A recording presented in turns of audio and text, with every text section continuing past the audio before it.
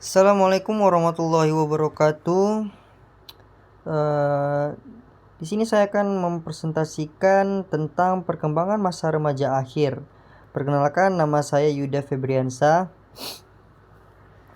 Yang pertama, apa sih untuk poin presentasinya dalam pada PPT hari ini, yaitu ada perkembangan fisik, perkembangan kognitif, perkembangan sosial, emosional, perkembangan identitas diri, perkembangan moral, dampak lingkungan, implikasi pendidikan, nasihat, dan orang tua. Yang pertama, apa sih perkembangan masa remaja akhir? Menurut ilmu psikologi, perkembangan masa remaja akhir adalah masa di mana banyak perubahan terjadi dalam kehidupan sosial dan emosional individu. Bagaimana proses perkembangan itu terjadi? Yuk, mari kita bahas bersama. Perkembangan fisik itu terbagi tiga. Masa pertumbuhan pesat, pentingnya olahraga, makanan sehat. Pada masa ini, untuk perkembangan masa pertumbuhan pesat, pada masa ini terjadi peningkatan signifikan dalam tinggi dan berat badan. Ereksi pada laki-laki dan menstruasi pada perempuan adalah tanda-tanda perkembangan seksual awal. Yang kedua, pentingnya olahraga. Seiring perkembangan fisik, disarankan agar para remaja melakukan olahraga secara teratur untuk menjaga kondisi tubuh mereka. Olahraga juga membantu meningkatkan kesehatan mental. Dan ketiga, dari perkembangan fisik yaitu makanan sehat. Para remaja cenderung memilih camilan yang tidak sehat. Penting untuk mengenalkan gaya hidup sehat pada mereka, mulai dari memilih makanan yang tepat hingga memperhatikan kesehatan mental. Dan kedua, perkembangan yang terjadi pada masa remaja akhir yaitu perkembangan kognitif. Perkembangan kognitif terbagi tiga, yaitu pemikiran konkret, pemikiran abstrak, dan kecerdasan emosional. Pemikiran konkret, pada masa ini individu lebih cenderung menggunakan pemikiran konkret yang terikat pada pengalaman langsung dan sulit memahami situasi abstrak.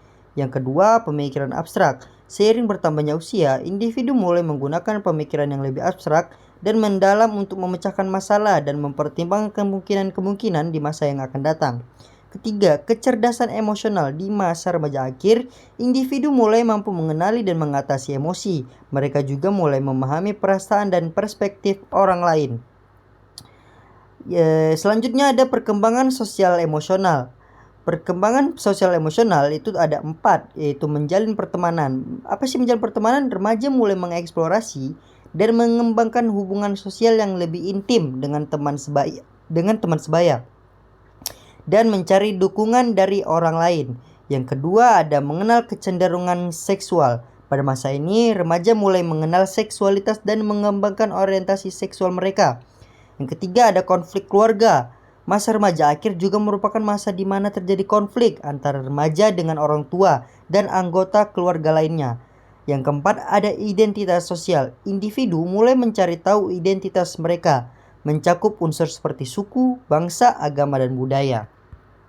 Selanjutnya ada perkembangan identitas diri, yaitu ada terbagi tiga, menjaga diri sendiri, kepercayaan diri, dan stres.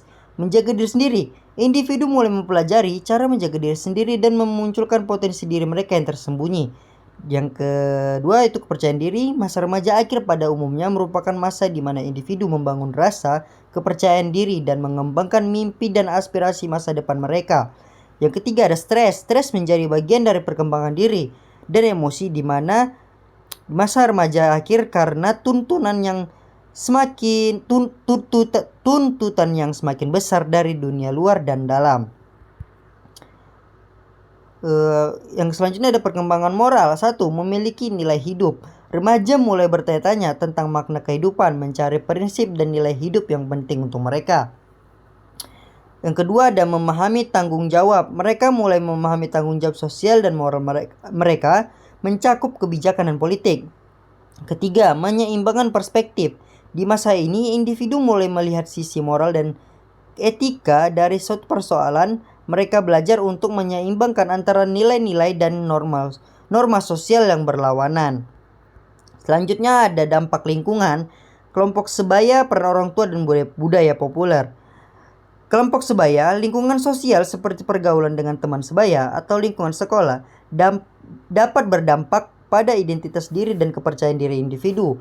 Peran orang tua dalam mendukung perkembangan moral juga penting untuk membantu individu membangun rasa kepercayaan diri yang kuat dan pandangan moral yang positif. Budaya populer seperti musik, film, media sosial dan dapat mempengaruhi cara individu merasa dan berfungsi dalam masyarakat. Selanjutnya ada implikasi penasihat pendidikan dan orang tua. Apa sih Bang implikasi? Implikasi adalah keterlibatan. Berarti yang dimaksud adalah keterlibatan penasihat pendidikan dan orang tua. 1. Menjadi orang yang peka.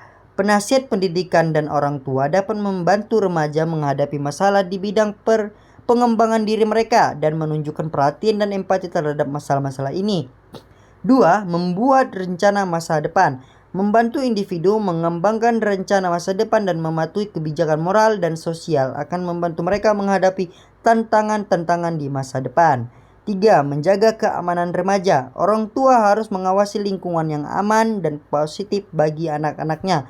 Penting untuk memastikan anak-anak merasa dihargai, disayangi, dan aman.